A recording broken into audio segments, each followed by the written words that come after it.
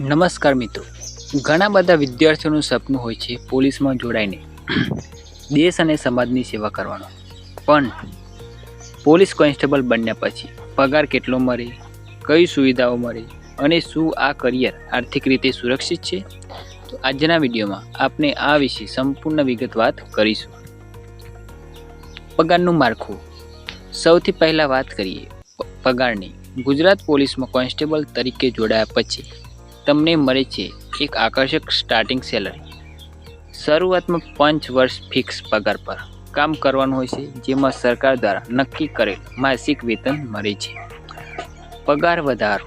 5 વર્ષ પૂર્ણ થયા બાદ તમે નિયમિત ગ્રેડ પે સ્કેલમાં આવો છો. ફૂલ કમાન્ડ. જો આપણે 7મા પગાર પંચ મુજબ ગણીએ તો ભથ્થાઓ ઉમેરતા તમારી ઇન હેન્ડ સેલરી ખૂબ જ સારી રહે છે. પોલીસ વિભાગમાં બેઝિક પગાર ઉપરાંત ડીએ એટલે કે મોંઘવારી ભથ્થું, ઘર ભાડા ભથ્થું અને અન્ય સ્પેશિયલ ભથ્થાઓ મળે છે, જે તમારા પગારને વધુ મજબૂત બનાવે છે. અન્ય આર્થિક અને સામાજિક ફાયદા. પોલીસની નોકરીમાં માત્ર પગાર જ નથી, પણ અન્ય ઘણા ફાયદા પણ છે. મેડિકલ સુવિધા. સરકાર દ્વારા પોલીસ કર્મચારીઓ અને તેમના પરિવાર માટે ઉત્તમ મેડિકલ સહાય આપવામાં આવે છે.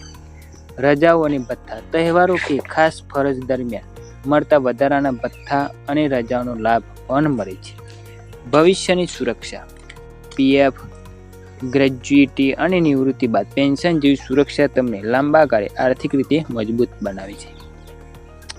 સામાજિક માન સન્માન. પોલીસ વર્દી પહેર્યા પછી સમાજમાં મળતું માન સન્માન અજોડ હોય છે. નિષ્કર્ષ અને પ્રોત્સાહન. તો મિત્રો, પોલીસ કોન્સ્ટેબલની નોકરી માત્ર એક નોકરી નથી, પણ એક જવાબદારી છે. જો તમે દેશ સેવાના જુસ્સા સાથે મહેનત કરશો તો આ ક્ષેત્રમાં કરિયર ખૂબ જ ઉજ્જવળ છે. જો તમને આ માહિતી ઉપયોગી લાગી હોય તો વિડીયોને લાઈક કરો, તમારા મિત્રો સાથે શેર કરો અને આવી નવી માહિતી મેળવવા માટે અમારી ચેનલને સબસ્ક્રાઈબ કરવાનું ભૂલતા નહીં. દોસ્તો, કોઈ પ્રશ્ન હોય તો નીચે કોમેન્ટમાં જરૂર જણાવજો. ફરી મળીશું એક નવા વિડીયો સાથે. ત્યાં સુધી જય હિન્દ.